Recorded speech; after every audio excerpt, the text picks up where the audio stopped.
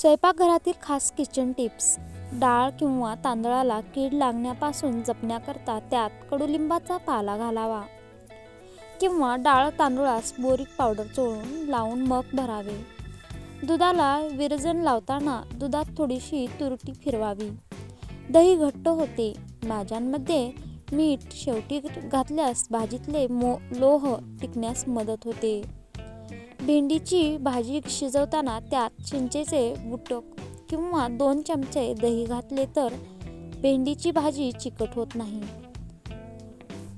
पुऱ्यांसाठी कणिक भिजवताना जर कणकेत चिमूटभर साखर घातली तर पुऱ्या बराच वेळ फुगलेल्या राहतात. रात्री छोले भिजत घालताना जर त्यात चिमूटभर हरभरा डाळही घातली तर त्यामुळे छोले दाण छान रस्सेदार आणि दाटही होतात.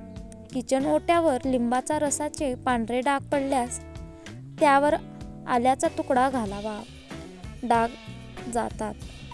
कडुलिंब एकदम बराच आणल्यास शिल्लक राहिला की सुकतो अशा कडुलिंबाची पाने तेलात तळून डब्यात भरून ठेवावीत.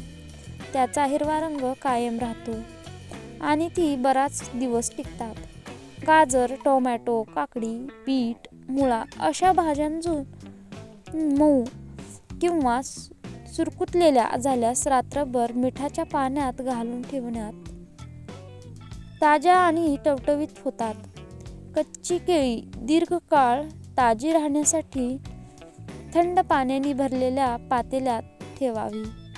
साधारण 1 आठवड्यापर्यंत केळी टवटवीत राहतात.